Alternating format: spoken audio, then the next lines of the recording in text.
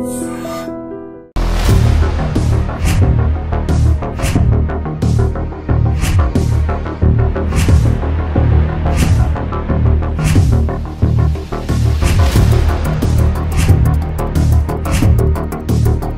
To I dream. మాజీ miss Vizag అన్యాయం జరిగింది. తన భర్త మరో అమ్మాయితో కాపురం చేస్తుండగా రెడ్ హ్యాండ్ గా పట్టుకుంది. అమ్మాయి పోలీసులకు అప్పచెప్పింది. పోలీసులకు ఫిర్యాదు చేసినా పోలీసులు పట్టించుకోవట్లేదంటూ ఆమె వాపోతుంది. అసలు విశాఖపట్నం దస్పల హిల్స్ లో ఏం జరిగిందో ఒక్కసారి చూద్దాం.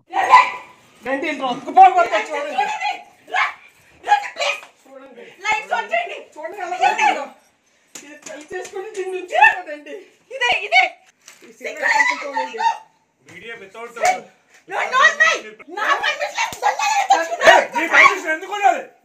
మూడున్నర సంవత్సరాలు అయింది వదిలేసి నువ్వు నీ పర్మిషన్ ఎలా ఉంటుంది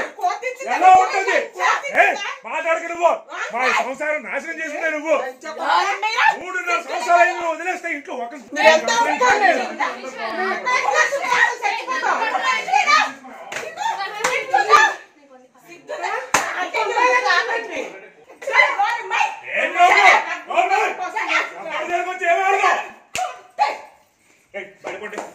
out of my office. Get out of my office.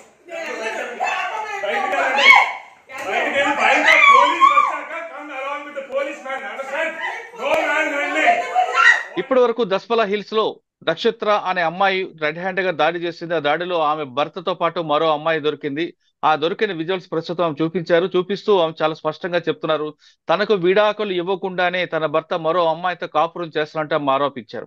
అయితే అసలు నిజంగా అక్కడ ఏం జరిగిందనే విషయం మనతో మాట్లాడడానికి నక్షత్ర హస్బెండ్ ప్రస్తుతం వెంకట సాయి తేజ మనతో లైవ్ లో ఉన్నారు. అని అడిగి అసలు వాస్తవాలు ఏంటి, వాళ్ళిద్దరి మధ్య ఎందుకు ఘర్షణ వచ్చిన విషయాన్ని ఆయన అడిగి తెలుసుకుందాం. వెంకట సాయి తేజ గారు నమస్తే అండి. నమస్తే అండి.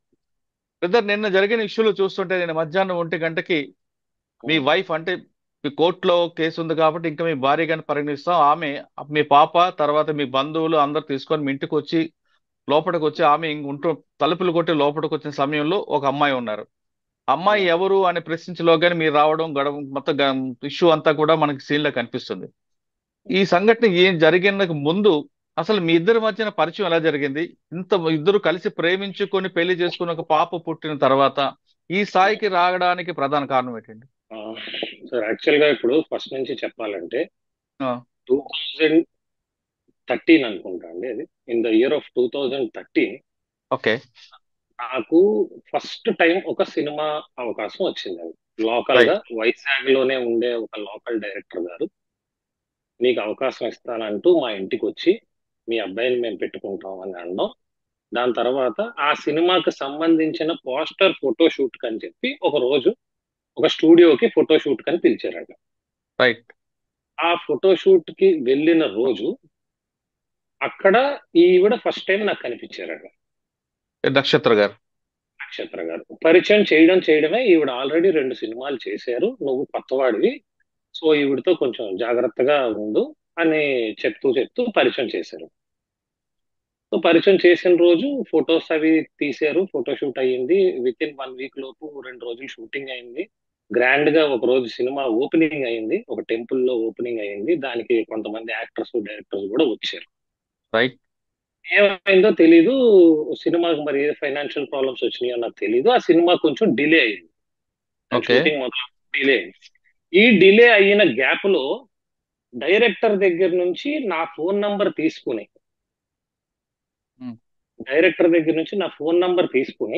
ఈ సినిమా స్టేటస్ అడగడానికి కాల్ చేయడం మొదలు పెట్టారు. ఓకే. సినిమా ఎప్పుడు మొదలవుతుంది, ఎందుకు ఆగింది, మీకు ఏమైనా తెలుసా హీరో గారు, ఇలా అడగడం మొదలు పెట్టారు. ఇలా ఈ మాటల క్రమంలో ఇండివిజువల్ గానే ఇల్లులు కూడా ఒక ఇద్దరు పేరెంట్స్ హౌసెస్ కూడా ఇండివిజువల్లీ ఒక 7-8 కిలోమీటర్స్ డిస్టెన్స్ లోనే ఉండటం. నేను ఎక్కడికి వెళ్ళాలన్నా వైజాగ్ లో వాళ్ళ ఇంటి మీద నుంచే వెళ్ళేలా ఆ దారి ఉండటం. సో ఎప్పుడైనా నేను సినిమా ఆఫీస్కి వెళ్ళి ఆ డైరెక్టర్ దగ్గర నుంచి ఏమైనా పోస్టర్స్ ఫొటోస్ తీసుకొస్తా ఉంటే దారిలో ఆగి వాళ్ళ ఇంట్లో ఇవ్వడం. ఇలాగా ఫ్యామిలీకి మనకి పరిచయం పెరిగిందండి. ఓకే. పరిచయం పెరిగిన కొద్ది కాలంలోనే ఆ అమ్మాయి నిన్ను నేను ప్రేమిస్తున్నాను అంటూ తన లవ్ ని ఎక్స్ప్రెస్ చేయడం జరిగింది. అంటే ప్రపోజల్ ఆమెదే ఫస్ట్ ఆమెదే ప్రపోజల్ అండి. రైట్.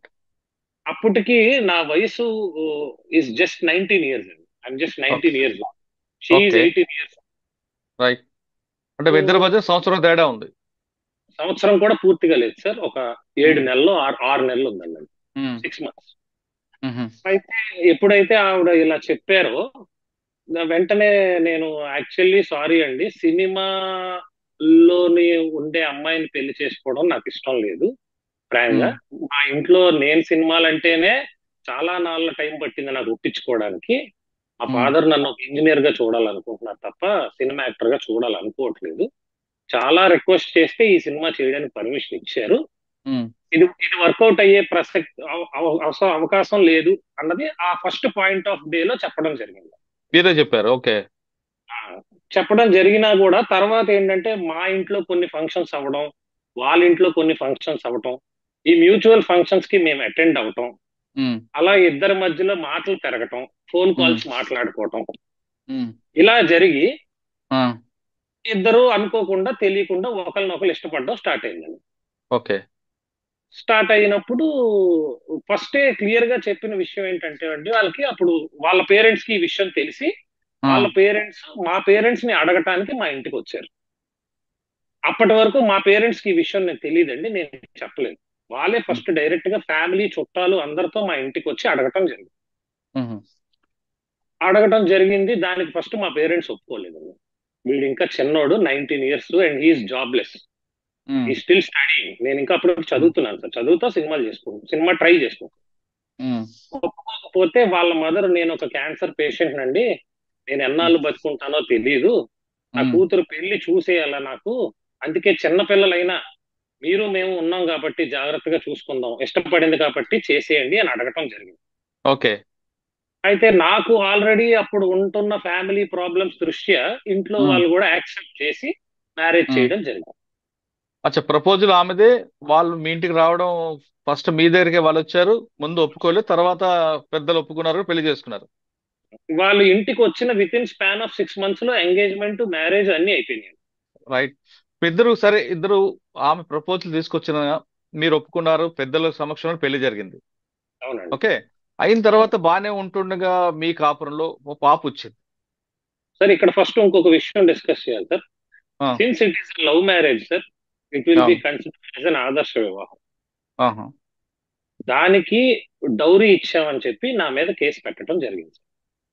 అంటే మీ అది ఆ టాపిక్ ముందు మీ ఇద్దరు ఓకే. కాపురం అయిన తర్వాత మా ఇద్దరు కాపురం చాలా బాగుంది సార్. బాగున్న చుట్టుపక్కల టైంలో అందరూ చుట్టుపక్కల జనాలు. అవును.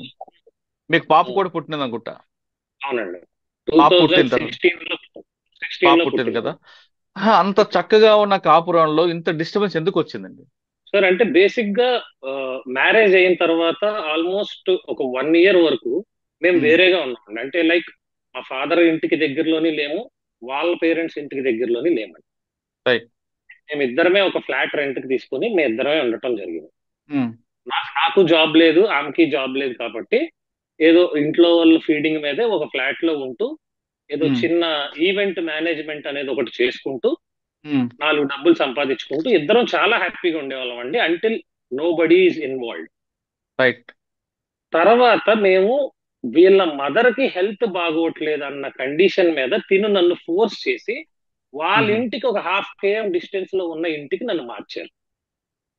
మా మదర్ ఓకే. కి హెల్త్ బాగోలేదు, మా మదర్ నేను చూసుకుంటా ఉండాలి, అందుబాటు ఉమ్, రేంజ్ లో ఉండాలి అని చెప్పి మార్చడం జరిగింది. రైట్.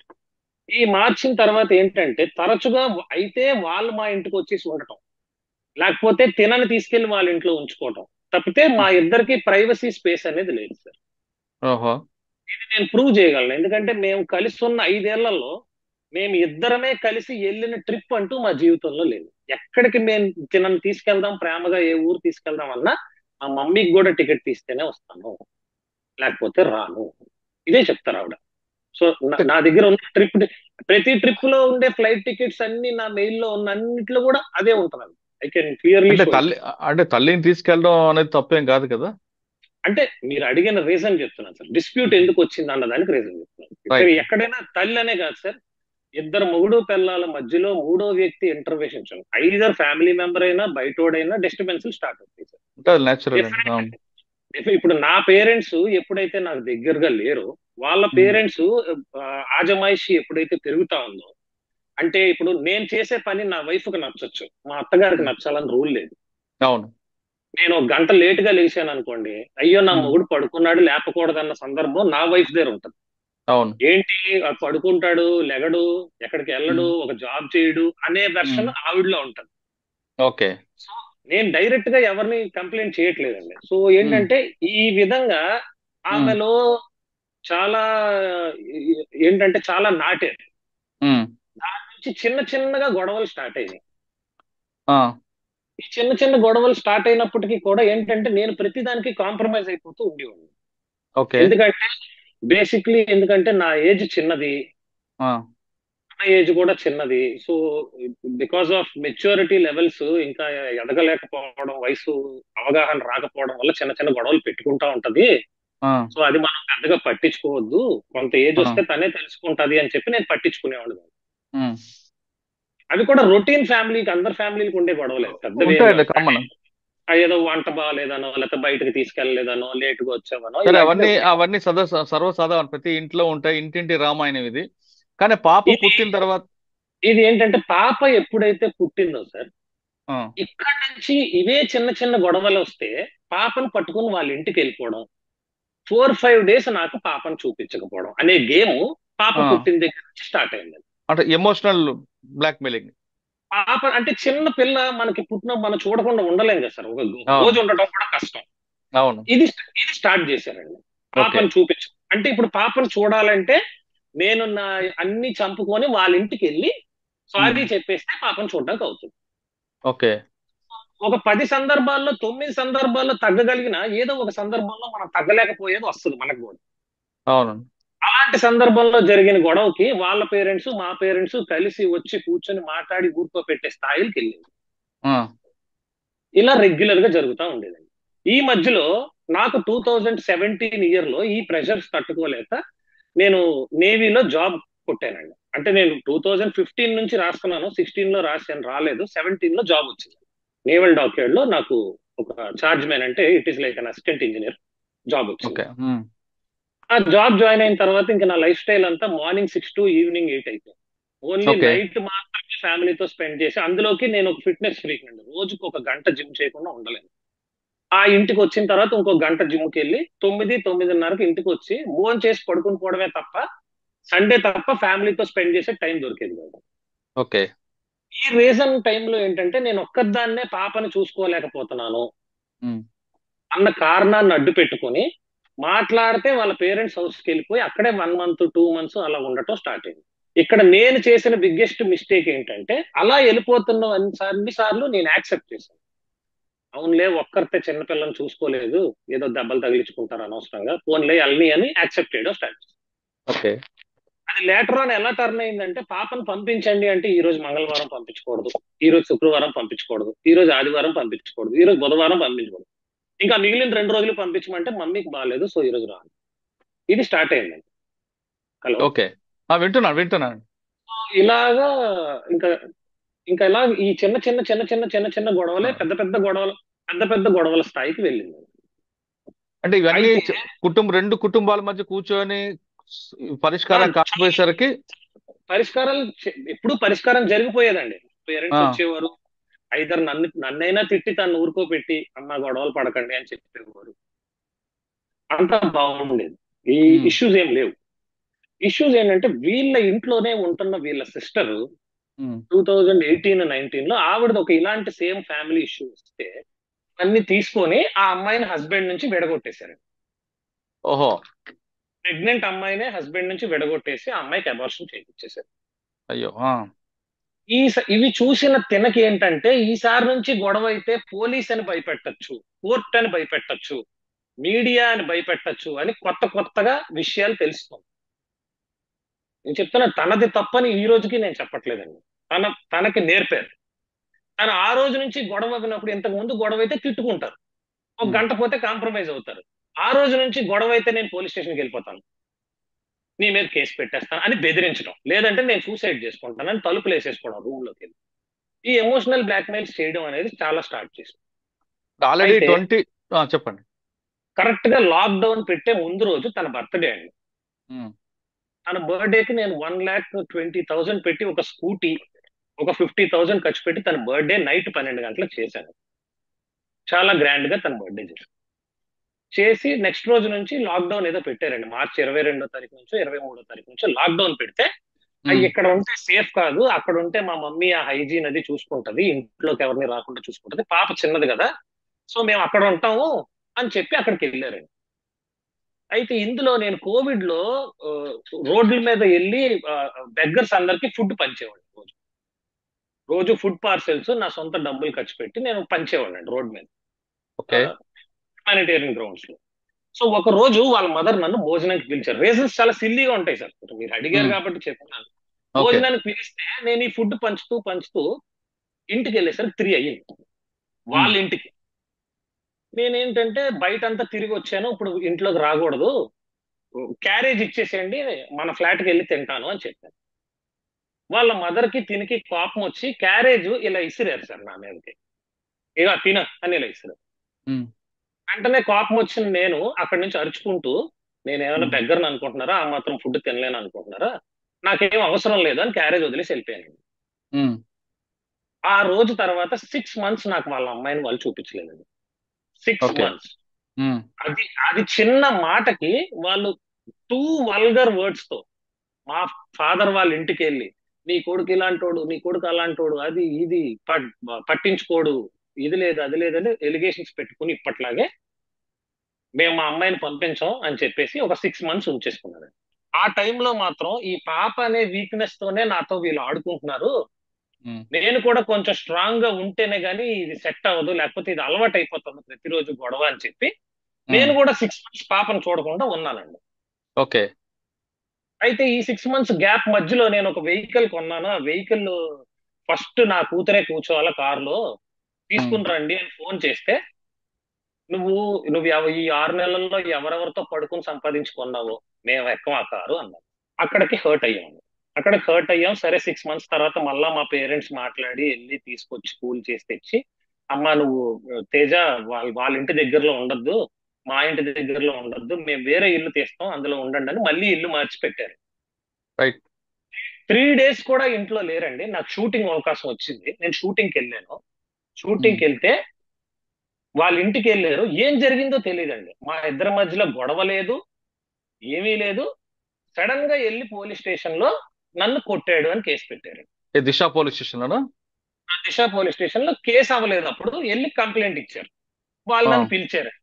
వాళ్ళు నన్ను పిలిచి, తేజ గారు ఇలా మీరు కొట్టారంట, ఇదంట అదంట అంటే, నేను కొట్టలేదండి. ఏమమ్మా కొట్టాడా అని అంటే, అవన్నీ పక్కన పెట్టండి, కొట్టడాలు అవన్నీ పక్కన పెట్టండి, ఆ అబ్బాయి సినిమాలు మానేయాలి, ఉమ్, సినిమాలు మానేయకపోతే మా అమ్మాయిని పంపించాం అని వాళ్ళ మదర్ ఫస్ట్ అన్నారండి దిశ సిఐ గారి ముందు. అప్పుడు సిఐ గారి పేరు నిర్మలా గారు ఏదో. ఉమ్, ఆవిడ ముందే వాళ్ళ మదరు, సినిమాలు మానకపోతే మా అబ్బాయిని పంపించాం. ఉమ్, అయితే అమ్మా ఎవరో ఒకరు తగ్గాలి కదమ్మా, మీకు ఒక 6 months టైం ఇస్తున్నాము, మీరు ఆలోచించుకోండి, మేము ఇప్పుడు కేసు కట్టం అని చెప్పి పంపించేశారండి. ఓకే. మళ్ళీ 6 months తర్వాత వెళ్ళి నన్ను పిలవకుండానే వెళ్ళి ఎఫ్ఐఆర్ అయిపోయిందని నాకు ఫోన్ వచ్చింది. ఉమ్, ఏసీపీ గారు నన్ను పిలిచి అడిగారండి ఏం జరిగింది మొత్తం అని అంటే, బాబు నువ్వు రోజు మందు తాగి వస్తావంట, ఆ అమ్మాయిని కొడతావంట, అలానే నువ్వు సినిమాలు చేస్తూ ఆ అమ్మాయిని పట్టించుకోవంట, నువ్వు ఉమ్, జాబ్ ఉందనే నీకు పెళ్లిని ఇచ్చారంట, లేకపోతే ఇవ్వకపోదురంట, నువ్వు సినిమా ఉమ్, వాడు అని తెలిస్తే పెళ్లిని ఇచ్చేవారు కాదంట అనేది చెప్పడం జరిగిందండి. ఓకే. చెప్తే నేను ఏసీపీ గారు క్లియర్ గా చెప్పాను, మేడం 2015 లో మ్యారేజ్ అయినప్పుడు నాకు జాబే లేదు, నేను 2017 May 22 జాబ్ జాయిన్ అయ్యాను, మరి జాబ్ ఉందని పిల్లనివ్వడం ఏంటంటే అది అబద్ధం. మీ మీద 543 క్రైమ్ నెంబర్ 2021 లో ఎఫ్ఐఆర్ ఇష్యూ అయింది దిశలో. మీ మీద చార్జ్ ఓకే. షీట్ వేశారు, మీకు అవునండి. కౌన్సిలింగ్ చేశారు, మీరు వినకపోతే మీకు అరెస్ట్ కూడా చేసినట్టున్నారు. అవునండి, అంటే వినకపోవడం అంటే అంటే నేను మీరు వినకపోయా. వినడం అంటే మీరు ఆ, కౌన్సిలింగ్ లో ఆ కౌన్సిలింగ్ వచ్చి వెళ్ళుంటారు, కౌన్సిలింగ్ కూడా మీ ఇద్దరి ఆ, మధ్యన కూడా ఇంకా అది కలిసేటట్టు లేదు అని చెప్పి అరెస్ట్ చేసి పంపించుంటారు. పాయింట్ అండి, సినిమాలు మానేయడం ఒక్కటే పాయింట్ తెచ్చారండి వాళ్ళు, కొట్టానని కానీ ఏవీ తేలేదు, కంప్లైంట్ లో రాసిన ఏ మాటలు ప్రస్తావనకు తేలేదు. కాదు సినిమాలు మానేస్తే ఆ రోజు సిఐ గారి ముందు జరిగింది ఏంటంటే, కాంప్రమైజ్ అవ్వాలంటే సినిమాలు మానేయాలి అని అడిగారు, నేను సినిమాలు మాన్ను అని చెప్పాను. అయితే ఇద్దరి మధ్యన తెగేది లేదని చెప్పేసి ఎఫ్ఐఆర్ చేశారు. రైట్ అండి. అందులో మీకు 498 506 పెట్టారు అంటే మీరు అప్పటికే వేధిస్తున్నారని రకరకాల సెక్షన్స్ వచ్చింది. అందులో అవునండి. మీకు అరెస్ట్ చేశారు, చార్జ్ షీట్ కూడా వేశారు. అవునండి. రైట్. మీరు ఒక్కసారైనా ఆలోచించారా మీరిద్దరి మధ్యన ఈగో ఫీలింగ్ కి? వాళ్ళ అమ్మాయికేమో సినిమాలు మానేయాలి మీరు అనేది ఆ అమ్మాయి రీజన్. అవునండి. రైట్. మీకు సినిమాలే ప్రాణం అని మీ రీజన్. అవునండి. కానీ మీ ఇద్దరి మధ్యన ఒక అమ్మాయి మీ పాప సఫర్ అవుతున్న ఎప్పుడైనా ఆలోచించారా మీరు? ఆమెకి సార్ లేకపోవచ్చు కానీ మీకు ఉండాలి, ఒక తండ్రిగా ఉండాలి కదా. సార్ నేను ఆల్మోస్ట్ గొడవలు మొదలైన తర్వాత పాప పుట్టిన దగ్గర నుంచి ఉమ్, 3 నుంచి 4 సంవత్సరాలు ఇలా అనుకునే స్ట్రగుల్ అవుతా గడిపానండి నా లైఫ్. రైట్. ఎందుకంటే మీకు ఎగ్జాంపుల్ చెప్పాలంటే 2015లో నేను మొదటి సినిమా చేస్తే ఆ, రెండో సినిమా 2020లో చేశానండి. ఈ 5 ఏళ్ళు నేను నా ఫ్యామిలీకి కట్టుబడి ఒక్క ఆడిషన్ కి గానీ హైదరాబాద్ వెళ్ళి ప్రయత్నించటం కానీ దేనికి ఏ పని చేయలేదండి. పూర్తిగా కట్టుబడి ఉన్నాను. రాక రాక వెతుక్కుంటూ ఒక సినిమా వచ్చింది. దీన్ని వదలకూడదు. అవకాశం రావడం చాలా కష్టం. కొన్ని లక్షల మంది ఎదురు చూస్తూ ఉంటారు. నేను ప్రయత్నించకుండా వచ్చిన అవకాశం. ఇది నన్ను చేయనివ్వండి అని వాళ్ళ మదర్ని వాళ్ళ ఫాదర్ని ప్రాధేయపడ్డా. కరెక్టే అండి. మీ వెర్షన్ బానే ఉందండి. నేను అమ్మాయిది తప్పట్లేదు, మీది కాదు. ఆ కానీ మీ పాప పాప కోసం గురించి ఆలోచించారా? రేపు మీ పాప స్కూల్కి వెళితే మీ డాడీ ఏరు అని ఎవరైనా అడిగితే ఆ ఏ రోజు సమాధానం చెప్తారు? సార్ ఒక్కటి సార్ ఆ రోజు ఉన్న పర్టికులర్ గా ఆ మూమెంట్ ఆఫ్ టైమ్ లో ఇది ఏదో కక్ష సాధింపు చర్యే గాని విడిపోయేంత ఇది కాదు అన్న అనుకోవడం జరిగింది. నా నా మీరు మైండ్ లో ఇదేదో ఓకే. కక్ష సాధిస్తారు, ఆ కేసులన్నీ తప్పని తేలిన తర్వాత ఆలే మళ్ళీ వచ్చేస్తారు, మళ్ళీ ఉమ్, హ్యాపీగా ఉంటాం, it will take just 6 months time అంతే. 6 months మనం వాళ్ళని చూడకుండా ఉంటేనే మన లైఫ్ బాగుంటది అనుకుంటే దానికైనా మన లైఫ్ బాగు చేసుకోవడం ఇంపార్టెంట్ అన్నది నేను ఫీల్ అయ్యాను. రైట్. రోజు ఉండి అనుకోవడం కన్నా స్టేషన్ కి వెళ్ళారు. ఎలాగో నా జీవితంలో ఎప్పుడు పోలీస్ స్టేషన్ లో అడుగు పెట్టాల, ఫస్ట్ టైం నన్ను నా పేరెంట్స్ ని అందరినీ పోలీస్ స్టేషన్ కి తీసుకెళ్లారు. ఉమ్, ఇంకా ఇది కూడా జరిగిపోయిన తర్వాత ఇంకా దేనికి లైఫ్ సెట్ అయ్యే వైపు ఆలోచించాలి తప్ప ఇప్పుడు పోనీ ఆవిడకు అనుమానం ఉంది, ఒక కోర్టుకో పోలీస్ స్టేషన్ కో వెళ్తే కాదు మంచోడు అని క్లీన్ గా వైట్ పేపర్ లో బయటకు వచ్చాడు అనుకో, ఉమ్. ఆవిడే మళ్ళీ సారీ చెప్పుకుని వచ్చేస్తది కదా. నాకైతే యాక్సెప్ట్ చేసేదే ఉందండి. నాకు ఎప్పుడు కేసులు పెట్టారని కోపాలు లేవు. ఎన్ని కౌన్సిలింగ్లకు పిలిచినా వెళ్ళాను కలుద్దామని. ఉమ్. కానీ ఏ కౌన్సిలింగ్కి వెళ్ళినా ఆ దిశ తర్వాత ఆవిడ ఒకసారి ఉమెన్ వెల్ఫేర్ డిపార్ట్మెంట్ అనే దానికి కౌన్సిలింగ్కి వెళ్తే వాళ్ళు నన్ను అడిగినప్పుడు మీరు కలుస్తారా అంటే నేను కలుస్తానండి అని చెప్పాను. ఆ రోజు నా సొంత కూతురుతో నన్ను తిట్టిచ్చారండి వీళ్ళు. చిన్న పిల్లతో తిట్టిచ్చారు. మా నాన్న చచ్చిపోయాడు నువ్వు ఎవడివి అని అనిపించారు వాళ్ళ ముందే, ఉమెన్ వెల్ఫేర్ డిపార్ట్మెంట్ ఆఫీసర్స్ ముందే అంటే పాపకు అనిపించా. తెలియదండి, చిన్న సరే పాపకు తెలియదు, వీళ్ళు అనిపించుంటారు వీళ్ళు.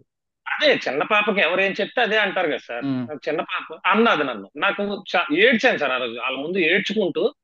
ఉమ్, మేడం అయినా ఏది జరిగినా I want my wife and daughter back, మీరు ఏం చేసినా అదే చేయండి అంటే అమ్మా అతనికి నువ్వు కావాలంట, మరి నీ డిమాండ్ ఏంటి అంటే సినిమాలు మాకు స్టార్ట్ చేసి స్టార్ట్ చేస్తే వాళ్ళు ఒప్పించారు. అమ్మ సినిమా వదిలేయమ్మా, అతను చిన్నప్పటి నుంచి కళ 8 సంవత్సరాల నుంచి ఉమ్. డైటింగ్ చేస్తూ ఒక పూటే తింటూ అది కూడా బ్రౌన్ రైస్ తింటూ ఎంత కష్టపడుతున్నాడు కదమ్మా. అది ఆ క్వాలిటీ నచ్చే కదా ప్రేమించావు, సినిమాలో అందంగా ఉన్నాడన్న క్వాలిటీ నచ్చే కదా ప్రేమించావు, అది కాకుండా ఇంకేమైనా అడుగమ్మా అన్నారు. అడిగితే ఉమ్, నాకు ఇవన్నీ వద్దండి, నాకు ఒక 3 కోట్ల రూపాయలు ఇమ్మనండి, నేను ఎక్కడ సంతకం పెట్టమంటే అక్కడ పెట్టేస్తాను, తన లైఫ్ తను చూసుకోమనండి, నా లైఫ్ నేను చూసుకుంటాను అని. ఉమ్. నేను వెంటనే ఆ కోపంతో 3 కోట్లు కాదు నేను 30 రూపాయలు కూడా ఇవ్వను, అసలు నాకు విడిపోవాలన్న ఆలోచనే లేదు, నేను కోర్టుకు వెళ్తాను, నేను ఫైట్ చేస్తాను అని చెప్పేసి అక్కడి నుంచి లెగిసి వచ్చేయడం జరిగింది. రైట్ అండి. చార్జ్ షీట్ తర్వాత వేశారు జరుగుతుంది. సార్. దాదాపు 3 సంవత్సరాలు అయింది ఈ కేసు అంతా జరిగి. అవునండి ఈ మధ్యలో ఎప్పుడైనా మీకు పాప గుర్తుకొచ్చిందా? పాపను కలవాలనుకున్నారా? సార్. ఈ మధ్యలో out of hundreds of attempts పాపను కలవడానికి లేదా మాట్లాడడానికి బర్త్డేస్ కి పాపకు ఫోన్ చేసిన నా ఫోన్ కి రెస్పాండ్ కావాలండి. ఫస్ట్ ఆఫ్ ఆల్ నా ఫోన్స్ బ్లాక్ లో పెడతారు. ఉమ్, వేరే ఎవరి ఫోన్స్ నుంచి అయినా చేస్తే, మా ఫాదర్ ఫోన్ నుంచి చేస్తే మా ఫాదర్ తో మాట్లాడతారు, అబ్బాయితో మాట్లాడతారా అని అడిగితే ఫోన్ పెట్టేస్తారు. పాపకు ఒక విషెస్ చెప్తాడంటమ్మా అని అంటే అక్కర్లేదు, ఇది ఆడి కూతురు కాదు నా కూతురు అనేసి రెక్లెస్ ఆన్సర్ ఇచ్చి ఫోన్ పెట్టేయడం. ఇది చాలా సార్లు జరిగిందండి. అయితే నేను 2-3 సార్లు పాప స్కూల్ ఎక్కడో కనుక్కొని, అంటే నేను ఫస్ట్ ఒక స్కూల్లో జాయిన్ చేశానండి 2020లో, ప్రీ ఉమ్. ప్రీ కేజీలో వేశాను. అది లాక్డౌన్ వల్ల పుణ్యం అని స్కూల్స్ ఏమీ లేకుండా అయిపోయాయి. తర్వాత స్కూల్స్ ఓపెన్ చేసేసరికి మేము విడిపోవడం వల్ల ఏ స్కూల్లో జాయిన్ చేశారో నాకు తెలియలేదండి చాలా. ఉమ్. వాళ్ళ ద్వారా వీళ్ళ ద్వారా కనుక్కుంటే శ్రీప్రకాష్ అనే స్కూల్లో సీతందార్లో జాయిన్ చేశారని తెలిసి నేను ఇప్పటికే దాదాపుగా 3-4 టైమ్స్ పాపని వెళ్ళి స్కూల్లో కలవడం జరిగింది. అచ్చా.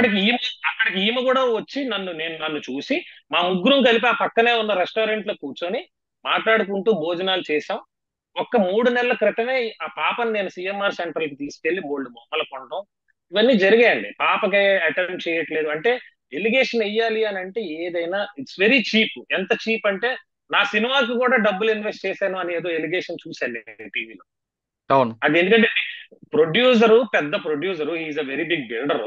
ఆయన మా దగ్గర ఎందుకు డబ్బులు తీసుకుంటాడండి? నేను ఆ సినిమాకి డబ్బులు తీసుకొని పని చేశాను. I received some money.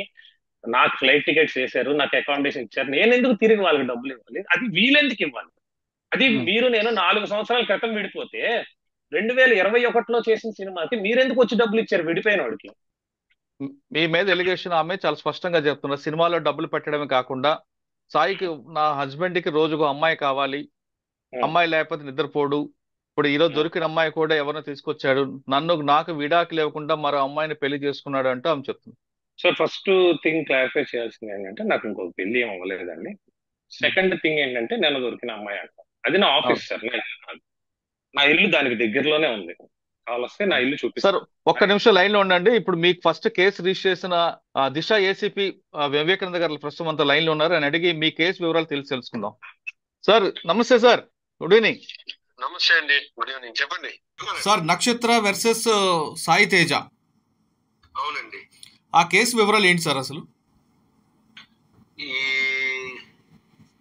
Tripurana Nagasai నక్షత్ర అనే ఆమె ఈ 24/9/21 ముందుగా గొడవ పడినట్టుగా 24/9/21 కంప్లైంట్ ఇచ్చారండి ఇక్కడ దిశ పోలీస్ స్టేషన్ లో. అప్పటి ఏసీపీ మేడం గారి దగ్గర ఒక కంప్లైంట్ లాడ్జ్ చేయడం జరిగింది. దాని మీద ఒక కేసు కూడా నమోదు చేశారండి. Crime number 543/21. ఓకే. ఈ 498 506 red with 3.4 of DP act కింద కేసు నమోదు చేశారు. ఓకే. దాంట్లో దర్యాప్తులో భాగంగా వీళ్ళందరూ కూడా ప్రొసీజర్ ప్రకారము అరెస్ట్ ప్రొసీజర్ ఫాలో అవడం జరిగింది. తర్వాత ఛార్జ్ షీట్ కూడా వేశారండి. అది కోర్టులో పెండింగ్ ఉందండి. ఈజ్ అండర్ ట్రయల్ లో ఉంది కోర్టులో. ఓకే సార్, ఆ కేసు కోర్టులో పెండింగ్ ఉంటుండగా ఆ అమ్మాయి ఈ రోజు మరొకసారి హస్బెండ్ ఇంటికి వెళ్ళి గొడవ చేయడం అనేది మనం ఏ విధంగా పరిగణన తీసుకోవాలండి?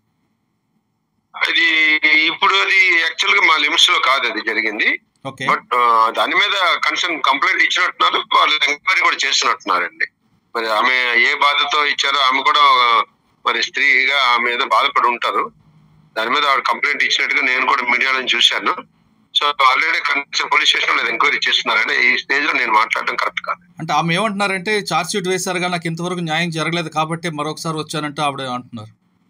ఆమె వెర్షన్ అది అయ్యి ఉండొచ్చండి. దాని ప్రకారం ఆమె ఆల్రెడీ కంప్లైంట్ లాడ్జ్ చేసినట్టున్నారు కదా. దాని మీద చట్ట ప్రకారం ఏం చర్య తీసుకోవాలనేది కన్సర్న్ హైకోర్టు తప్పకుండా యాక్షన్. ఓకే సార్, ఇప్పుడు ఆల్రెడీ 498A 506 మీద కేసు రిజిస్టర్ అయింది.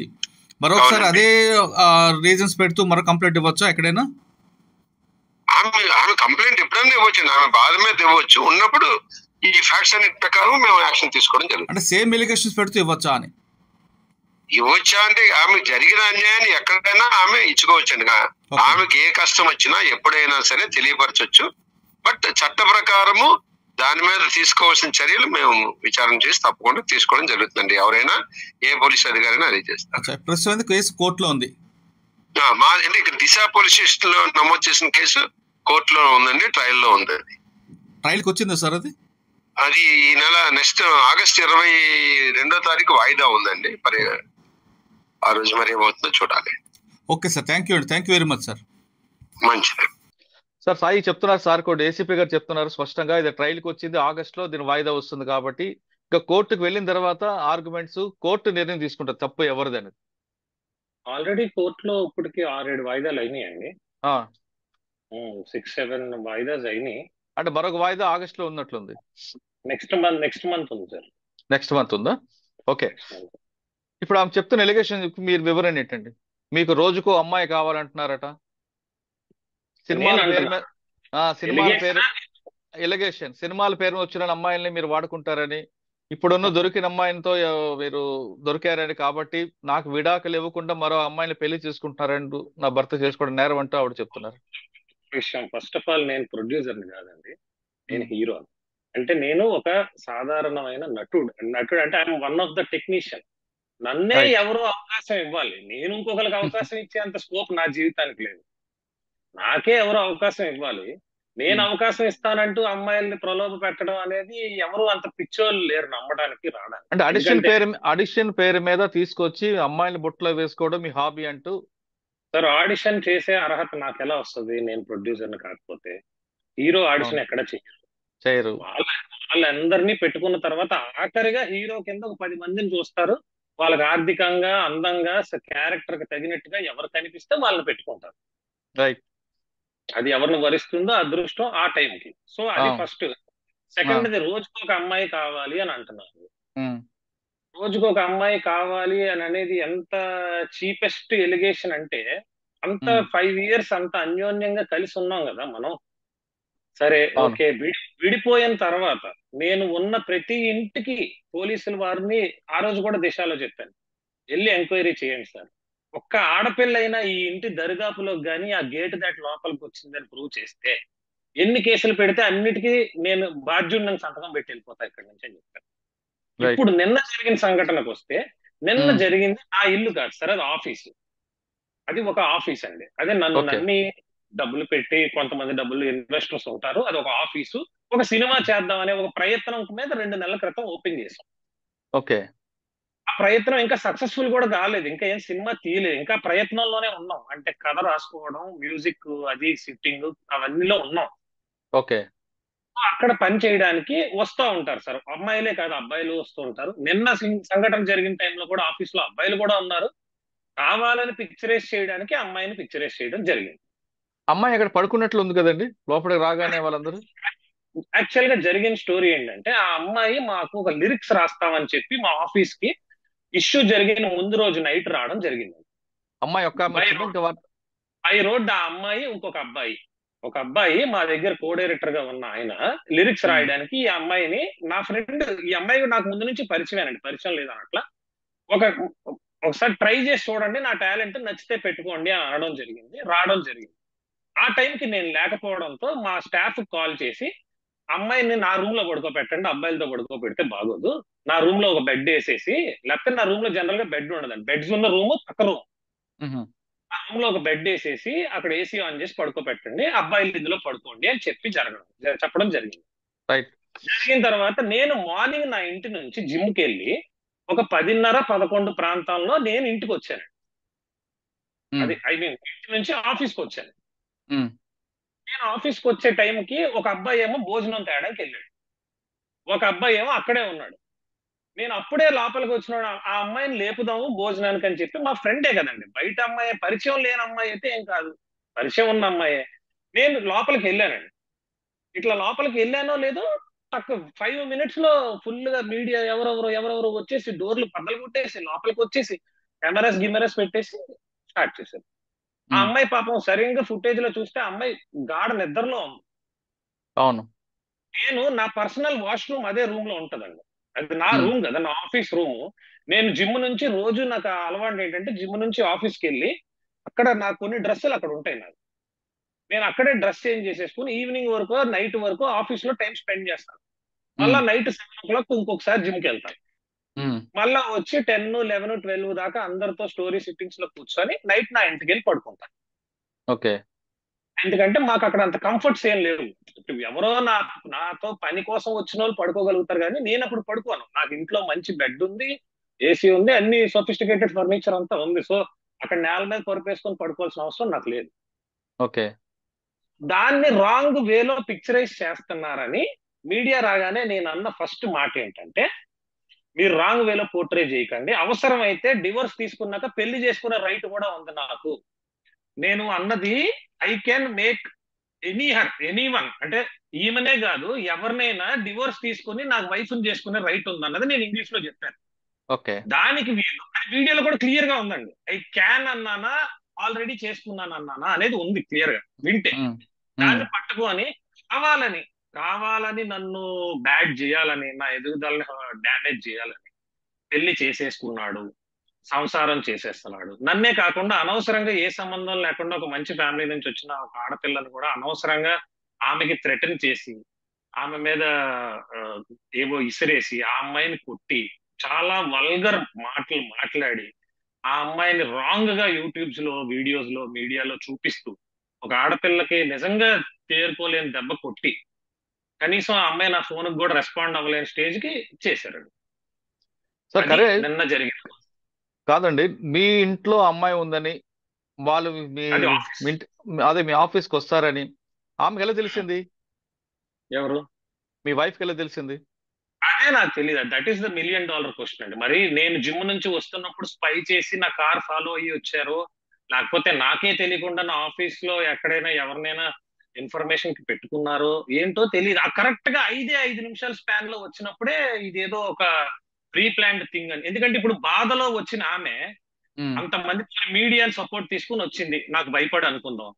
పెళ్లి ఆల్బమ్లు కూడా పట్టుకుని వస్తారండి if at all it is not prepared. అవును పెళ్లి ఆల్బమ్స్ కూడా వెంటనే ఉన్నాయి సార్, పక్కనే పెళ్లి ఆల్బమ్స్ ఉన్నాయి బ్యాగులతో. అవును అవును, వాళ్ళ మదర్ చూపిస్తున్నారు. అండ్ దే గాట్ డిసైడెడ్ అండి. అండ్ మీరు ఆ అమ్మాయి ఇన్స్టాగ్రామ్ ప్రొఫైల్ కనుక చూస్తే గత 4 సంవత్సరాల్లో అమ్మాయి రోజుకో 10 డ్యాన్స్ వీడియోలు అవి వేసి పెడుతూ ఉంటది ఇన్స్టాగ్రామ్ లో. పిచ్చి ఆవిడకి. ఒక్క వీడియోలో గానీ ఒక్క ఫోటోలో గానీ ఈ 4 ఏళ్లలో ఆవిడ ఏ రోజు మంగళసూత్రాలు గానీ నల్లపూసలు గానీ వేసుకోవాలి. ఎన్నో సార్లు చాలా మంది మా చుట్టాలే అడిగినా కూడా నాకు మొగుడు లేడు ఏం లేడు నేను వేసుకోను అనేది. నిన్న మాత్రం మంగళసూత్రాలు వేసుకుని వచ్చేయడం, కళ్ళల్లోంచి నీలే రాకపోయినా ఏడుస్తూ మంగళసూత్రాలు 10 సార్లు కెమెరాని చూపించడం, ఇదంతా యాక్షన్ కదా. పిక్చరైజేషన్ అవుతోంది క్లియర్ గా. దానికి ఎవరెవరు సపోర్ట్ ఉన్నారో నాకు అర్థమైంది. నేను మాట్లాడలేదు గట్టిగా అని అంటే నేను అలా రోడ్డెక్కి అరుచుకుని మాట్లాడుకునే స్వభావం కాదండి. వాళ్ళ పరువు తీసినా నాదే పోద్ది, నా పరువు తీసుకున్నా నాదే పోద్ది అనేది నా ఫీలింగ్. నేను తిడితే నా వైఫ్నే తిట్టాల, నా వైఫ్ని తిడితే నన్ను నేను తిట్టుకున్నట్టే అవుతుంది. సో కానీ ఇప్పుడు మీ ఇద్దరు మధ్యన గొడవలో చిన్న పాప సఫర్ అవుతుంది, అక్కడ ఉంది, భయపడుతుందని ఆలోచించారా మీరు గాని ఆమె గాని? అసలు సార్ ఆన్ గ్రౌండ్ ఫ్యాక్ట్ ఏంటంటే అక్కడ ఏం జరుగుతుందో నాకు అర్థం కావడానికి చాలా టైం పట్టింది. ఎందుకంటే సడన్ గా ఎప్పుడూ లేకుండా నా ఆఫీస్ కి, అది ఆ ఆఫీస్ కి నేనే హెడ్ అనుకున్నప్పుడు నా గదిలోకి రావాలన్నా కూడా జనాలు నన్ను పర్మిషన్ అడిగే వస్తారు, నేను బెల్ కొడితేనే వస్తారు. అలాంటిది సడన్ గా తలుపు ఇలా తన్నుకొని 10 మంది వచ్చేసరికి ఐఎమ్ లిటరలీ షాక్డ్. ఏం జరుగుతుంది? మాకు అక్కడ చాలా సీక్రెట్ థింగ్స్ ఉంటాయి టేబుల్ మీద. మీడియా వచ్చాక మేము ఫస్ట్ భయపడేది ఏంటంటే నా సినిమా కథ మొత్తం టేబుల్ మీద ఉంది. ఒక ఫోటో తీసినా నేను చాలా నష్టపోతాను, ఎందుకంటే కథ ఇంకా రిజిస్టర్ చేయలేదు. రాత్రి తెల్లవారులు రాసి అక్కడ పెట్టి కథ మొత్తం అందరూ అక్కడ స్టోరీ మొత్తం దాని మీదే ఉంది. అవును. సినిమా టైటిల్ డిజైన్ చేసిన లోగో ఆ పక్కనే ఉంది, టైటిల్ రిజిస్టర్ చేయలేదు ఇంకా. ఎన్నో వేలు ఖర్చు పెట్టి విఎఫ్ఎక్స్ చేయించి ఒక టైటిల్ లోగో డిజైన్ చేయించి అక్కడే పెట్టే వాల్ కి. అవన్నీ ఎక్కడ లీక్ అయిపోతాయి ఆ టెన్షన్ కూడా. వాల్యుబుల్స్ ఉన్నాయండి, నా గోల్డ్ అది ఉంది. నేను అప్పుడే జస్ట్ వాష్రూమ్ లోకి వెళ్ళడానికి నా గోల్డ్ అది తీసి టేబుల్ మీద పెట్టి వాష్రూమ్ లోకి వెళ్ళా. ఉమ్. యాక్చువల్గా ఇష్యూ జరిగినప్పుడు నేను వాష్రూమ్ నుంచి వచ్చా, ఆవిడ అక్కడ పడుతున్నారు. ఓకే. సో ఇందులో ఫస్ట్ ఆఫ్ ఆల్ నాకు గంట వరకు అక్కడ పాప ఉన్నదన్న, ఇది ఫస్ట్ థింగ్ అండి. అంటే అరగంట తర్వాత వరకు నేను పాప ఉంది, మీకు ఒక అరగంట వరకు పాప అక్కడ ఉందని మీకు తెలియదు? ఒక పావు గంట అరగంట వరకు అంటే నాకు తెలియదు ఇన్ ద సెన్స్ నా మైండ్ రిజిస్టర్ చేసుకోవట్లేదండి. నేను వేరే హర్రీ అందులో ఉన్నాను. ఏంటి జరుగుతోంది ఇక్కడ, ఇంతమంది వచ్చేయడం ఏంటి, నేను వాళ్ళతో మాట్లాడే ఇదిలో ఉన్నాను మీడియాతో. మీరు వితౌట్, నేను రూమ్ లో కూడా ఏం జరుగుతుందో పట్టించుకునే స్టేజ్ లో లేను. ఇలా చేయొద్దని, అంటే నా ప్రైవేట్ స్పేస్ లోకి మీరు రాకూడదని. సో అందులో ఉన్నాను. తర్వాత నేను పాపని చూశాను.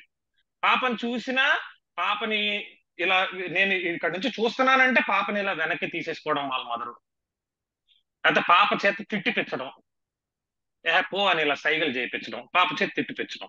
నేను ఇంకా మీడియా ముందు నా పరువు నేను పోగొట్టుకోవడం ఇష్టం లేక నేను వెళ్ళి ఆ బాల్కనీలో అలా నించుని ఉన్నానండి. జరిగేది జరుగుతుంది.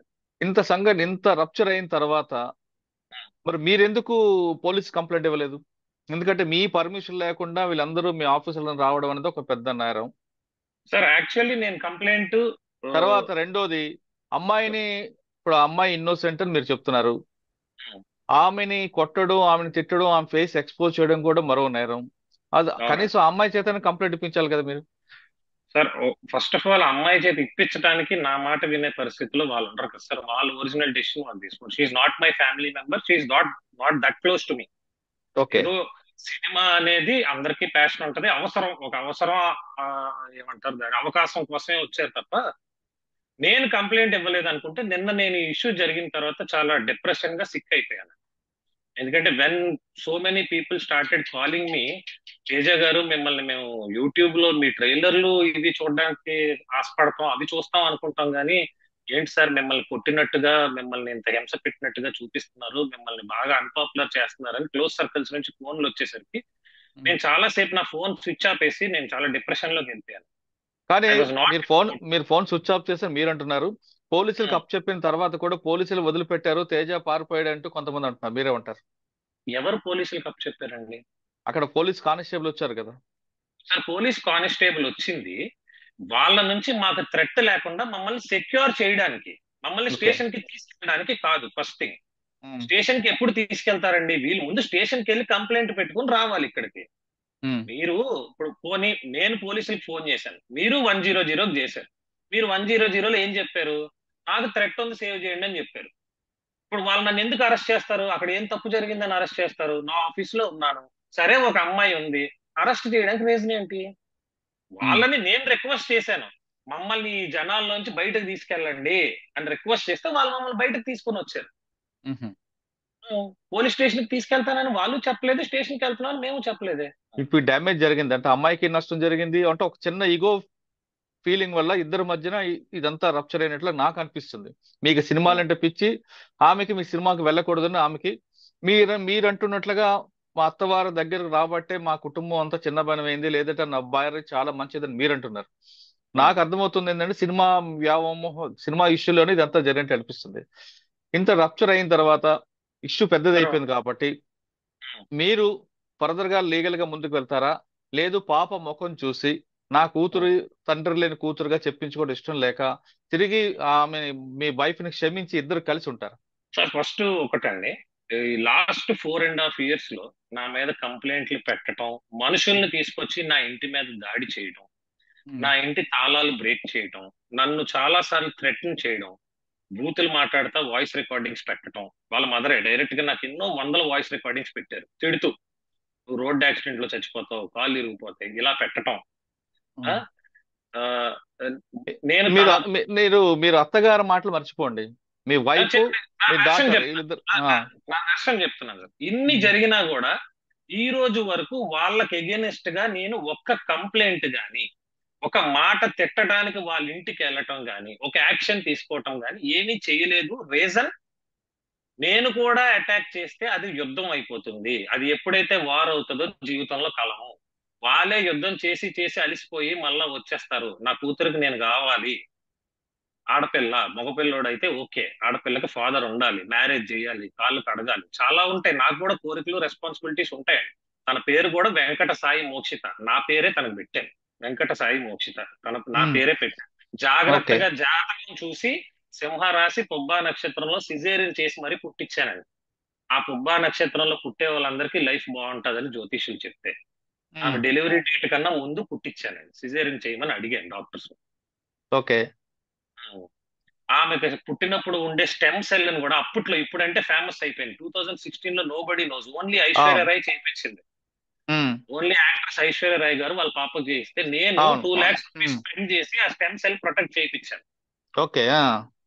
లైఫ్ టైమ్ లో తనకి గాని తన మదర్ కి గాని ఎటువంటి హెల్త్ కాంప్లికేషన్, ఎందుకంటే వాళ్ళ ఫ్యామిలీ బ్యాక్గ్రౌండ్ లో ఆల్రెడీ క్యాన్సర్ ఉంది కాబట్టి వీళ్ళకి ఎటువంటి హెల్త్ కాంప్లికేషన్ రాకూడదని ఆ స్టెమ్ సెల్ ప్రిజర్వ్ చేయించాను. ఆ ట్రీట్మెంట్ కి ఉపయోగపడాలని అంత ముందు చూపుతో, పాప మీద ప్రేమతో చేసినవే. కానీ ప్రతి దానికి మనిషికంటూ ఒక సహనం ఉంటుంది సార్. నిన్న జరిగింది ఇది నేను సహనం కోల్పోయే సంఘటన.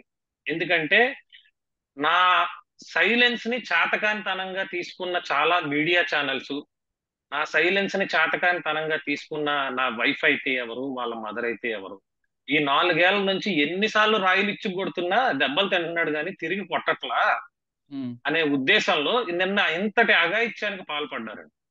ఎందుకంటే నా మీద మా నాన్నగారే ఎప్పుడు చేయి చేసుకోలేదు, పుట్టినప్పటి నుంచి నా మీద చేయి చేసుకోవటం, కావాలనే మీడియాలో రికార్డ్ చేయించి దాన్ని కొన్ని 100 సార్లు దాన్నే టెలికాస్ట్ చేయించటం, నన్ను అవమానపడేలా చేయటం, నేను డిప్రెషన్ లోకి వెళ్ళేలా చేయటం, ఇవన్నీ చేసిన కారణంగా మొట్టమొదటైతే దీని మీద లీగల్ గా తిరిగి అటాక్ చేసే విధానం పద్ధతులు మాకు కావండి. నాది ఆ మెంటాలిటీ కాదు. లీగల్ గా పోలీస్ వారు దీనికి ఏం న్యాయం చేస్తారో, తగు కేసులు ఎలా పెట్టాలో, ఏ సెక్షన్స్ కనుక్కొని ట్రెస్ పాసింగ్ కింద వితౌట్ మై పర్మిషన్ నా ఆఫీస్ స్పేస్ లోకి అది ఎంటర్ అవడం తప్పు. ఎంటర్ అవడమే కాకుండా నా స్టాఫ్ ని కూడా కొట్టారండి. నన్ను బయటకు పిలవమని ఫోర్స్ చేసి నా స్టాఫ్ ని కొట్టారు. అది మీడియా కూడా చూశారండి. వాళ్ళ మదరే నా స్టాఫ్ ని కొట్టారు. ఓకే. అక్కడ ఉన్న మీడియా ఛానల్స్ అందరూ చూశారు. నా ఆఫీస్ లో ఉన్న సీసీ కెమెరాస్ లో కూడా రికార్డ్ అయ్యింది. నా ఆఫీస్ లో ప్రతి రూమ్ లో సీసీ కెమెరా ఉందండి, ఇంక్లూడింగ్ ఆ లోపల ఏదో జరిగిపోతుందన్న రూమ్ లో కూడా సీసీ కెమెరా ఉంది. నేను ఆ మొత్తం ఫుటేజ్ తీసుకెళ్లి పోలీస్ వారికి చూపిస్తాను. ఆ లోపల ఏ తప్పు జరగలేదని చూపిస్తాను, బయట తప్పు జరిగిందని కూడా చూపిస్తాను క్లియర్ గా. నేను ఆ రోజు ఏ టైంకి ఆఫీస్ లోకి వెళ్ళాను, ఏ టైంకి ఇప్పుడు బయటకు వచ్చాను. ఆఫీస్ స్థలాలు మీ దగ్గర ఉన్నాయా, ఆమె దగ్గర ఉన్నాయా? ఇప్పుడు ఆ రోజు నా ఆఫీస్ లో థెఫ్ట్ జరిగిందండి. బేసిక్ గా ఒక రింగ్ మిస్ప్లేస్ అయ్యింది, అండ్ నా కార్ కీసు, నా నా సొంత ఇంటి కీసు, నా ఆఫీస్ కీసు అన్ని కలిపి ఉన్న ఒకే ఒక సెట్. ఆ సెట్ పట్టుకుని వెళ్ళిపోయారండి. డైరెక్ట్ గా నా వైఫే పట్టుకుని వెళ్ళిపోయింది. యాక్చువల్లీ నేను కూడా అంతమంది జనంలో ఎవరో తీసుంటారులే అనుకున్నాను, వాళ్ళని అనుమానం పడలేదు. వాళ్ళు యూట్యూబ్ లో చూపిస్తున్న వీడియోస్ లోనే క్లియర్ గా ఆవిడే పట్టుకెళ్ళిపోతున్నట్టు కనిపించింది సార్. అవి కూడా రికార్డ్ చేసి పెట్టుకున్నాం సార్. రేపు పోలీస్ కంప్లైంట్ కి వెళ్ళినప్పుడు ఆ కంప్లైంట్ ఎలా రాయాలో ఏంటో ఆ కంప్లైంట్ రాసి దాంతో పాటు ఈ ప్రూఫ్స్ కూడా సబ్మిట్ చేసి మాకు న్యాయం చేయమని అడుగుతుంది. అంటే లీగల్ గా ప్రొసీడ్ అవుతానంటారు మీరు? 100% ప్రొసీడ్ అవ్వాలి కదా సార్. ఎందుకంటే దిస్ ఇస్ నేను కంప్లీట్ డీఫేమ్ అయ్యాను కదా సార్. చేయలేని తప్పుకి నేను డీఫేమ్ అయ్యాను. కానీ So, మీరు నేను- లీగల్ గా ప్రొసీడ్ అయితే ఇటు Hmm. అమ్మా నాన్న మధ్యన ఈ విభేదాల మధ్యన మీ పాప సఫర్ అవుతుందని ఆలోచిస్తున్నారా? సార్ పాప లాస్ట్ 4 years నుంచి సఫర్ అవుతానే ఉంది సార్. ఎందుకంటే ఎన్నిసార్లు మీ హస్బెండ్ పాపను తీసుకుని రా అని అడిగినా మీరు చూపించడానికి ఇష్టపడలేదు. కనీసం ఫోన్ మాట్లాడించడానికి కూడా మీరు ఇష్టపడలేదు. పాప పేరు అడ్డు పెట్టుకొని మీరు నన్ను ఎంత బ్లేమ్ గేమ్ ఆడారో, ఎంత ఏడిపించారో అదంతా మీకు కూడా తెలుసు. కానీ ఇప్పుడు ప్రెసెంట్ సిచ్యువేషన్ ఏంటంటే ఈ రోజు కూడా ఇప్పుడు పాపే కావాలంటున్నాను సార్. ఈ రోజుకి నేను చెప్తున్నాను, నేను ఇప్పుడే కాదు, కోర్టులో వాళ్ళు నాతో ఎంత ఫైట్ చేసినా లాస్ట్ గా నేను కోర్టులో ఫైట్ చేసేది నాకు నా కూతురు కావాలనే. మీరు నన్ను వదిలేసుకుంటే వదిలేసుకోండి, అది మీ పర్సనల్ చాయిస్. నాకు నా కూతురు కస్టడీ కావాలనే నేను అడుగుతానండి.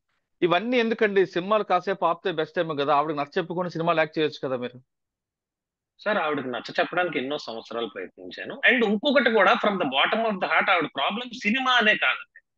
వాళ్ళ ఆవిడకి అనుమానం ఉందా? వాళ్ళ అన్ని ఉన్నాయి, ఒకటి కాదు. వాళ్ళ ప్రాబ్లం ఏంటంటే లొంగాలి, మన చెప్పు మాట వినాలి. ఒక సినిమాల్లోకి వెళ్తే పేరు వచ్చేస్తే మన మాట వినడు, లేదంటే ఇంకొక బిజినెస్ ఏదైనా చేసి పెద్ద ఇదైపోతే మన మాట వినడు. ఉద్యోగం చేసుకుంటే మా నాన్నగారు లాగా పొద్దున్న వెళ్ళి రాత్రి వస్తాడు, ఇంట్లోనే ఉంటాడు, జీతం అంతా తెచ్చి ఇచ్చేయాలి. రూల్స్ ఉంటాయి వాళ్ళ ఇంట్లో చాలా. కార్డు తన దగ్గరే ఉండాలి, శాలరీ పడగానే తనకి లెక్కలు చెప్పాలి, ఇవన్నీ ఉంటాయండి. This is not the life which our parents taught us. మా ఇంట్లో మా ఫాదర్ ఒక రియల్ ఎస్టేట్ బిజినెస్ మ్యాన్ అండి. మా ఫాదర్ మాకు ఏం కావాలంటే అది ఇస్తారు, మాకు ఫ్రీడమ్ ఇచ్చారు మా ఫాదర్. మా ఫాదర్ ఏం చెప్పారు, నేను సినిమాలు చేయాలని ఎక్స్ప్రెస్ చేసినప్పుడు, ఫస్ట్ నువ్వు బుద్ధిగా గవర్నమెంట్ జాబ్స్ రాయడం ట్రై చేయి. గవర్నమెంట్ జాబ్ వచ్చాక కూడా సినిమా చేయడానికి గవర్నమెంట్ అవకాశం ఇస్తుంది. చాలా ఫీల్డ్స్ లో ఉన్నాయి. ప్రతి తండ్రి తల్లి, అవునండి, ప్రతి తల్లిదండ్రులు చెప్పే మాట అవి. మా గ్రాండ్ ఫాదర్ కూడా డ్రెడ్జింగ్ కార్పొరేషన్ లో మేనేజర్ గా చేశారు. ఆయన చాలా విపరీతమైన, ఆయన పెద్ద కవి, ఆయనకి ఆంధ్ర రత్న అని బిరుదు కూడా ఉంది. ఆయన ఆ కవిత్వాలు రాయడానికి వెళ్ళేవారు, ఆయన బాల్ బ్యాడ్మింటన్ ప్లేయర్, క్రికెట్ అన్ని చేసేవారురా ఉద్యోగం చేస్తూనే. నువ్వు కూడా అలానే చేసుకోవచ్చు. చాలా మంది ఎగ్జాంపుల్ ఉన్నారు. ఎన్టీఆర్ గారు గవర్నమెంట్ ఎంప్లాయే, బ్రహ్మానందం గారు గవర్నమెంట్ ఎంప్లాయే. ఇలా రెఫరెన్స్లు చెప్పి నన్ను ఒప్పించి నా చేత ఉద్యోగం రాయించారు. నేను కూడా జాబ్ వచ్చాక ఫ్యామిలీ సెక్యూరిటీ కోసం ఆ జాబ్, ఫ్యామిలీ జాబ్ రెండే చూసుకున్నాను. అవకాశం వచ్చిన వెళ్ళాను తప్ప అవకాశం కోసం జీవితాన్ని వదిలేలేదండి. అవకాశం ఎత్తుకుంటూ వస్తే వెళ్ళాం. ఇప్పుడు ఒక సినిమాలో మన పక్కన ఒక మనిషి ఉన్నారంటే ఆ అమ్మాయికి మనకి అక్రమ సంబంధం. ఒక అమ్మాయి మన ఫోటోకి ఎక్కడ సోషల్ మీడియాలో ఒక లైక్ కొట్టిందంటే ఆ అమ్మాయి నీతో అక్రమ సంబంధం. ఇంకా అక్రమ సంబంధం అనేది నేను చాలా మంచి పదం వాడుతున్నానండి. వాళ్ళ నోటితో వచ్చే మాటలు అంటే దాంతో పడుకున్నావు, దీంతో పడుకున్నావు, నీకు వర్జిన్లు కావాలి, నీకు అమ్మాయిల్ని ట్రాప్ చేస్తావు. కొన్ని వందల మంది అమ్మాయిలకి మెసేజ్లు పెట్టిందండి ఈవిడ. నా సోషల్ మీడియాలో నన్ను ఫాలో అవుతున్న ప్రతి అమ్మాయికి మెసేజ్లు పెట్టి, నువ్వు ఎందుకు నా మొగుడు ఫోటోకి లైక్ కొడుతున్నావు, నువ్వు నా మొగుడు, నీకు నా మొగుడికి ఏంటి సంబంధం, నువ్వు వాడితో పడుకున్నావా, ఇంత పచ్చిగా కొన్ని వందల మందికి మెసేజ్లు పెట్టి నన్ను డిగ్రేడ్ చేయడం గత 4 ఏళ్లుగా జరుగుతా ఉంది ఇది. ఓకే సార్, ఫైనల్ గా చెప్పండి, ఇష్యూని ఇక్కడితో క్లోజ్ చేస్తారా లేదు లీగల్ గా ప్రొసీడ్ అవుతారా? జరిగింది అది జరిగింది, ఒక పేటకాలానికి మొదలు పెడతారా? ఎందుకంటే మీరు మీరు అంటున్న మాటల్లో నాకు అర్థమవుతుంది ఏంటంటే, మీకు మీ వైఫ్ కావాలి, మీ పాప కావాలి, ఎప్పటికైనా వాళ్ళిద్దరి మీద ప్రేమ మీకు ఇప్పటికీ ఉన్న విషయం నాకు అర్థమవుతుంది. సార్ ఇప్పుడు ఆ, ప్రేమ ప్రేమ లేకుండా ఎవరికీ ఉండదండి. ప్రేమ లేకుండా పోదు, ఎవరికి పోదు. ఎందుకంటే ఫ్రాంక్గా చెప్పాలంటే they are my family. Okay, నాకు తెలుసు దే ఆర్ బీయింగ్ మిస్గైడెడ్ అనేది నాకు తెలుసు. అవును, మీరు అది నమ్మినప్పుడు ఈ విషయాన్ని వదిలిపెడితే బెటర్ ఏమో కదా. కాకపోతే వదిలిపెట్టడానికంటే సార్, ఇప్పుడు నేను ఇలాంటి విషయాలు ఇప్పుడు ఒక 10 సార్లు వదిలేశాను. ఈ రోజు ప్రపంచానికి తెలిసింది. కానీ ఇలాంటివి ఎంతకన్నా దారుణమైనది పోలీస్ స్టేషన్లకి మాట్లాడితే, షూటింగ్కి వెళ్ళానంటే ఏదో ఒక స్టేషన్ లో ఏదో ఒక కంప్లైంట్ పెట్టేవారు. ఓన్లీ దిశలోనే కాదండి, నా మీద ఇంకొక స్టేషన్ లోకి వెళ్ళి నా పేరు మీద ఉన్న కార్ తను వాడుతున్నాడు అని కేసు పెట్టారండి. అక్కడ ఉంటే, హైదరాబాద్ షూటింగ్ లో ఉంటే అర్జెంట్ గా స్టేషన్ కి రావాలని పిలిపించడం అలవాటు. ఒకసారి అయితే నా చీరలు పోయాయని కంప్లైంట్ పెట్టింది నా మీద వెళ్ళి. ఏదో ఒక రకంగా స్టేషన్ కి పిలిపించడం, షూటింగ్ లో ఉండకూడదు, కంఫర్టబుల్ గా ఉండకూడదు, పిలిపించాలి. మన ప్రొడ్యూసర్లు ఎలా పంపిస్తారండి? మనం నమ్ముకొని మన డేట్లు తీసుకుంటారో పంపరు. పోలీసులు నాకు ఫోన్ చేసి వస్తావా రావా అని కాల్స్ వస్తుంటాయి, నువ్వు రావాలి కంపల్సరీ అంటారు. ఈ రెండిట్ల మధ్యలో ఎన్నోసార్లు నలిగిపోయాను సార్. నలిగిపోయినా ఎప్పుడు నేను లీగల్ గా యాక్షన్ తీసుకోవాలా? ఏ లీగల్ గా యాక్షన్ తీసుకోలేదండి. వాళ్ళ ఫాదర్ మీద ఏదో పెద్ద ఇది వచ్చేసి టీవీల్లో వాళ్ళ ఫాదర్ డబ్బులకి ఉద్యోగాలు అమ్ముకుంటాడు, అక్రమంగా నేవీ ఉద్యోగాలు అని చెప్పి అన్ని ఛానల్స్ లో వచ్చేసింది. వాళ్ళ ఇంటికి పెద్ద గొడవకు వచ్చేసారు. మేము విడిపోయి ఉన్నప్పుడే వాళ్ళ ఇంటికి కొట్టడానికి 10 మంది 15 మంది వచ్చేసి మాకు అన్యాయం చేశారు, మా డబ్బులంతా దొబ్బేసి మాకు ఉద్యోగాలు ఇవ్వలేదు అని చెప్పి గొడవకు వస్తే నేనే వెళ్ళి ప్రొటెక్ట్ చేశానండి వాళ్ళ ఫ్యామిలీని. లేడీస్ ఉన్నప్పుడు వచ్చి అటాక్ చేస్తే విడిపోయి ఉన్నా నేనే ప్రొటెక్ట్ చేశాను. ఇంకొక ఇన్సిడెంట్, ఎల్జీ పాలిమర్స్ లో గ్యాస్ లీక్ ఇన్సిడెంట్ అయిందండి మేము విడిపోయి ఉన్న టైమ్స్ లో. అవును, గోపాలపట్నం. ఆ రోజు కూడా విడిపోయి ఉన్నప్పటికీ ఒక్క మాట లేకపోయేటప్పటికి పరిగెట్టి కార్ వేసుకుని వాళ్ళ ఇంటికి వెళ్ళి వాళ్ళందరినీ నా కార్లోకి ఎక్కించుకుని భీమిలి తీసుకెళ్లి హోటల్లో రూమ్ వేసి అక్కడ ఉంచాను సార్ 2 days. భీమిలి తీసుకెళ్లి విత్ మై ఓన్ మనీ. వాళ్ళు నాతో ఎవరు మాట్లాడకపోయినా పర్లేదు, ఈ సిచ్యువేషన్ లో ముందు వచ్చి కార్ ఎక్కండి, అర్జెంట్ గా ఇక్కడ నుంచి వెళ్ళాలి, డేంజర్ అంట అది పీలిస్తే అని చెప్పేసి తీసుకెళ్లిపోయి భీమిలిలో 2 days ఉంచి అదంతా క్లియర్ అయ్యాక తీసుకెళ్లి వాళ్ళ ఇంట్లో దింపానండి. మరి నేను 4 ఏళ్ల నుంచి వాళ్ళ బాగోగులు పట్టించుకోలేనోండి అయితే ఈ ఇన్సిడెంట్స్ అన్ని దేనికి నిదర్శనమో అది జనాలో మీడియాలో ఆలోచించారు. ఇలా చెప్పుకుంటూ పోతే ఇంకా చాలా ఉన్నాయండి. ఇప్పుడు మీరైతే నేను ఒకటే క్వశ్చన్ అడుగుతున్నాను. ఇప్పుడు ఆ అమ్మాయి నేను 20 మందితో తిరిగాను అంటుంది. ఇలానే నేను కూడా ఆ అమ్మాయి 10 మందితో తిరిగింది అని అనడం నాకు సులువైన మాటే. తప్పు కాదు సార్, నా పరువే పోతా సార్. నా వైఫ్ తిట్టుకుంటే నా పరువే పోతుంది. ఆ అమ్మాయికి అది లేదా? నీకు బాటమ్ ఆఫ్ ద హార్ట్ లో నీకు తెలుసు నీ హస్బెండ్ ఎలాంటి వాడు. 5 years రిలేషన్ లో నీకు తెలియదా నీ హస్బెండ్ తిరిగే క్యారెక్టరా తిరగలేని క్యారెక్టర్? ఎవరో చెప్తే నువ్వు ఎలా నమ్ముతున్నావు? నీ కళ్ళతో చూసావా? సరే, నిన్న వచ్చావు, నీ కళ్ళతో చూసావు, నీవు హస్బెండ్ కావాలి వదలలేనంటున్నావు కదా, ఒక 2 minutes నీ హస్బెండ్ తో అసలు ఏం జరుగుతుందో కనుక్కోలేకపోయావా? ఆ అమ్మాయి ఎవరు, ఇక్కడ ఎందుకుందని కనుక్కోలేకపోయావా? డైరెక్ట్ గా నువ్వు మనిషిని కొట్టటానే, అంటే కెమెరాస్ ఉన్నాయి, ప్రిపేర్ అయ్యి వచ్చావు, మనిషిని కొట్టాలి ఆ వీడియోలు వేసుకోవాలి అని ప్రిపేర్ అయ్యి వచ్చావు. ఒక మాటైనా నాతో మాట్లాడావా? అమ్మాయి ఎవరనైనా అడిగావా? పోనీ ప్రేమగా వద్దు, అరుచుకుంటూనే మాట్లాడచ్చు కదా ఒక మాట అయినా. డైరెక్ట్ గా మనుషుల్ని అటాక్ చేయడానికి ఎందుకు వచ్చారు? కానీ ఇప్పుడు మీరు ఇంకొక పాయింట్ గుర్తుపెట్టారా? మీ ఇద్దరి మధ్యన ఆ అమ్మాయి కూడా సఫర్ అయింది కదా. ఎవరండి? ఇప్పుడు మీకు అంతే కదండి. ఇప్పుడు నన్ను టార్గెట్ చేస్తే నా చుట్టూ ఉన్నప్పుడు ఆ అమ్మాయి ఏంటి సార్, ఈ రోజు నా ఫాదర్ ఇంటర్వ్యూస్ తీసుకున్నారు సార్ ఎవరో మీడియా వాళ్ళు. నేను అదే మీడియాని మీ సందర్భంగా క్వశ్చన్ చేస్తున్నా. అంటే నేను ఎవరికి ఇంటర్వ్యూ ఇవ్వను సార్, నాకు ఇంట్రెస్ట్ ఉండదు. ఇదే నేను నా ఫస్ట్ అండ్ లాస్ట్ ఇంటర్వ్యూ. మా ఫాదర్ ఇంటికి వెళ్ళి ఇంటర్వ్యూ తీసుకున్న వాళ్ళు ఎందుకు ఆ అమ్మాయి ఫాదర్ని ఒక్కసారి కూడా చూపించట్లేదు? అడగచ్చు కదా, అమ్మ ఇందులో ఎంత నిజం ఉంది, మీ అల్లుడు మంచోడ, అతని దగ్గర కూడా ఇంటర్వ్యూ తీసుకోవచ్చు కదా. మా ఫాదర్ పేర్లు పెద్దగా టీవీలో వేస్తున్నారు, వాళ్ళ ఫాదర్ని ఎందుకు చూపించట్లేదు? వాళ్ళ ఫాదరే ఉద్యోగాలు వేయించాడు, వాళ్ళ ఫాదర్ కార్లు కొన్నాడు, ఇల్లులు కొన్నాడు, కట్నాలు ఇచ్చాడని ఎలిగేషన్స్ పెట్టినప్పుడు అవన్నీ మీ ఫాదర్ చేశాడా లేదా అని టీవీలో చూపించచ్చు కదా. ఈ సో కాల్డ్ ఛానల్స్ అన్ని వెళ్ళి ఎందుకు నా ఫ్యామిలీని టార్గెట్ చేస్తున్నారు సార్? ఎవరికైనా ఈ వీడియోస్ అన్ని 2 రోజుల నుంచి చూసే ప్రతి మానవత్వం ఉన్న మనిషికి క్లియర్ గా అర్థమయ్యే విషయం ఏంటంటే ఈ అబ్బాయిని టార్గెట్ చేస్తున్నారు. Clearly he's being targeted. నేను ఎందుకు నిన్నటి నుంచి నేను మాట్లాడట్లేదు బయటకంటే నేను దీన్ని పెంచుకోవడానికి ఇష్టపడలేదు. మళ్ళా నేను మాట్లాడతా, దానికి ఆవిడ కౌంటర్, ఆవిడకి నేను కౌంటర్. యూట్యూబ్ లో రోజు చూస్తా ఉంటాను సార్, ఇలాంటివి చాలా జరుగుతూ ఉంటాయి. ఆ సర్కిల్లోకి నా ఫ్యామిలీ వెళ్ళకూడదు. రేపో మాపో మేము కలిసిపోయాం అనుకోండి, 1 సంవత్సరం పోయాక ఇవన్నీ పోతాయా యూట్యూబ్ నుంచి? ఎంత దరిద్రంగా చూస్తారు జనాలు బయట చూస్తే. తన్నుకున్నంత కాలం తన్నుకున్నారు, మళ్ళా కలిసిపోయారు అనుకుంటారు. నేను సైలెంట్ గా ఉన్నా. కానీ ఈ రోజు అది లిమిట్లు దాటిపోయింది సార్. ఎవరో ఒక లాయర్ ని కూర్చోపెట్టి ఇంటర్వ్యూ చేయడం, ఆ లాయర్ కి ఏం తెలుసు ఈ విషయం? ఖచ్చితంగా ఇలాంటి మనిషి బయట తిరగడానికి అనర్హుడు, ఈ మనిషి ఖచ్చితంగా జైల్లో ఉండాలి, 10 ఏళ్ళు ఉండాలి అని ఎవరో ఒక లాయర్ అంట. లా అంటే మీనింగ్ తెలుసా అతనికి? Law is something which catches that కాటా. అవును. న్యాయ దేవత కాటా పట్టుకుంటా సార్. నేను ఒక లిబ్రా, ఓకే, లిబ్రా కాటా పట్టుకుంటది.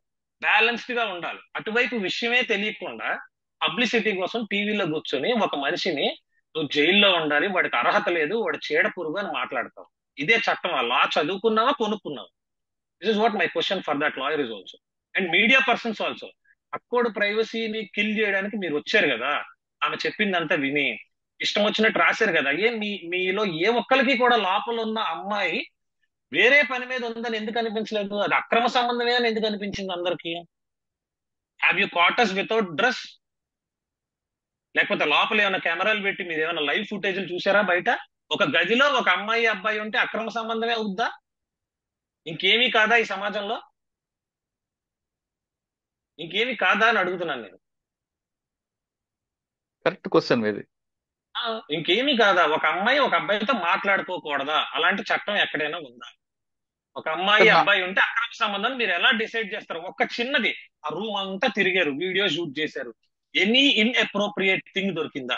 మంచిగా చెప్తున్నాను, ఎనీ ఒక మెడికల్ యూజ్ సంబంధించిన ఐటమ్స్ కానీ ఏదైనా, లేదా ఇన్నర్లు కానీ ఏదైనా అక్కడ అలా జరిగినట్టు అనిపించే విషయం ఏదైనా ఒక్కటైనా దొరికిందా? ఎలా రాస్తారు? ఒక అమ్మాయిని డిఫేమ్ చేయడానికి ఎలా రాస్తారు? సార్, సినిమాల్లోకి వెళ్ళడం ఎంతో కష్టం సార్. సంవత్సరాలు అయితే ఇంత పేరు వస్తుందండి కష్టపడితే. ఒక్క రోజు ఇంత పేరు డ్యామేజ్ చేసేసారండి. ఒకే రోజు ఇంత పేరు డ్యామేజ్ చేసి ఇది తెచ్చుకోవాలంటే నా లైఫ్ టైం చాలదు నాకు. మీరు డ్యామేజ్ చేసిన డ్యామేజ్ కంట్రోల్ చేసుకోవడానికి నా లైఫ్ అంతా త్యాగం చేసినా నాకు చాలదు. ఇది ఎంత పెద్ద దెబ్బ. అండ్ షీ నోస్ అండి, నేను ఒక డిప్రెషన్ సైకియాట్రిక్ ట్రీట్మెంట్ తీసుకున్న పేషెంట్ నేను, తనకు తెలుసు. తెలిసే నన్ను ఇంతలా అటాక్ చేస్తే నేను చావాలని కోరుకుంటుందా, నేను నన్ను కలవాలని కోరుకుంటుందా? ఆమె ఇన్స్టాగ్రామ్ ఒకసారి చూడమనండి సార్, ఏ వ్యూవర్స్ అయినా. ఒక్క వీడియోలో తాలిబొట్టు కనిపిస్తుందేమో. గత 4 ఏళ్ళగా కనిపిస్తుందేమో. మొత్తం మీ ఎపిసోడ్ అని చూస్తుంటే 2 సఫరర్స్ కనిపిస్తున్నారండి. ఒకరు మీ పాప, ఒకరు మీ పాప, ఒకటి మీ పాప, 2 ఆ అమ్మాయి. ఆమె సినిమాల మీద ఆ ప్రేమతో వచ్చి మీతో రాస్తున్నందుకు ఆమెను ఎక్స్పోజ్ చేశారు. ఇప్పుడు ఆమె ఫ్యామిలీ ఎంత సఫర్ అవుతుంది? అవునండి, చాలా సఫర్ అవుతారు. ఆమె రేపు పొద్దున రోడ్డు మీద వచ్చిన ముఖం చూపించగలదా? అంతే కదా సార్, ఆ అమ్మాయి చూపించలేరు. ఇంకొకసారి నన్ను నమ్మి నాతో పనిచేయడానికి కూడా ఎవరు రారు. మరి నేను ఎలా సార్ నా కెరీర్ లో ముందుకెళ్తాను? నన్ను నమ్మి ఎవరు రాకపోతే, అమ్మో ఇలాంటి వాడు జోలికి వస్తే మనం టీవీల్లో కనపడతాం, వీడితో పని చేయొద్దు, బోల్డ్ మంది ఉన్నారు సినిమా వాళ్ళు, వాళ్ళతో పని చేసుకుందాం అని అనుకుంటే నాకు నా దగ్గర తినే ఫుడ్ లాక్కున్న వాళ్ళు అవుతారు కదా సార్ ఈ మీడియా అందరూ. ఏదో మీరు లాస్ట్ లో చెప్తున్నారు. ఇప్పుడు ఇంత బాధలో వచ్చిన వ్యక్తి పెళ్లి ఆల్బమ్స్ తేడం వదిలేండి, ఎంత క్రూయల్ మైండెడ్ లేకపోతే కార్ తాళాలు, ఆఫీస్ తాళాలు, ఇంటి తాళాలు పట్టుకుపోతారు. వాంటెడ్లీ పట్టుకెళ్ళిపోయారు అన్నది ఆ వీడియోస్ లోనే ఉంది. లేదంటే నేను పంపిస్తాను సార్, నేను స్క్రీన్ రికార్డ్ చేసుకున్నా. వాళ్ళు వేసిన సుమన్ టీవీ ఏవో ఛానల్స్ లో వేసిన వీడియోస్ క్లియర్ గా కీస్ పట్టుకొని వెళ్ళిపోతున్నాం సార్. నేను అక్కడ ఆ పోలీసులతో మాట్లాడే ఆ టెన్షన్ లో, కిందకి దిగే ఆ టెన్షన్ లో ఉంటే కీస్ పట్టుకెళ్ళిపోయారు. రింగ్ ఒకటి పోయింది, మరి అది ఎవరు తీసారో తెలియదు. కంప్లైంట్ ఇస్తాను సార్, డెఫినెట్ గా నేను కంప్లైంట్ ఇస్తాను సార్. నిన్ననే నేను ఇవ్వాలి సార్. నేను ఎందుకు ఆగాను అని అంటే, నాకు ఇష్యూ పెద్దది చేసుకోవద్దు, ఎక్కడైనా అనవసరంగా నా ఒక స్పీడ్ గా ఏదైనా చర్య తీసుకుంటే అది అనవసరంగా నా కూతురికి, మా రిలేషన్ కి ఎఫెక్ట్ అయిపోతుందేమో అని భయంతో నేను ఆలోచించి ఆగాను. కానీ ఆగినా కూడా అది ఇంకా సాగుతానే ఉందండి. అది యూట్యూబ్ లో కానీ టీవీస్ లో కానీ ఎక్కడ నన్ను డిఫేమ్ చేయడం అనే కంకణం కట్టుకున్న వారు ఎవరు కూడా ఎక్కడ ఆగటం లేదు. వాళ్ళు అలా సాగుతానే ఉంది. నాకు కూడా ఎవరెవరో ఫోన్ చేస్తున్నారు, లైవ్ లో మాట్లాడండి అంటున్నారు, సడన్ గా ఫోన్లు చేస్తున్నారు, ఆ ఛానల్ అంటున్నారు, ఈ ఛానల్ అంటున్నారు, లైవ్ లో మాట్లాడు, ఆవిడ మిమ్మల్ని క్వశ్చన్ అడిగింది, మీరు ఆన్సర్ చెప్పండి అంటున్నారు. ఏంటి నాకేం అర్థం అవట్లేదు. మార్నింగ్ నుంచి నా ఫోన్ ఖాళీ లేనండి. ఇప్పుడు మీతో మాట్లాడుతుంటే కూడా నాకు ఒక 10-15 కాల్స్ ఎవరెవరో కూడా తెలియదు ఫ్రమ్ అన్నోన్ నంబర్స్. ఓకే. ఈ పొజిషన్ ని నేను ట్యాకిల్ చేసుకోలేకపోతున్నాను sir. I have to move legally, not only on my wife, to all the trespassers who have come in the yesterday's incident.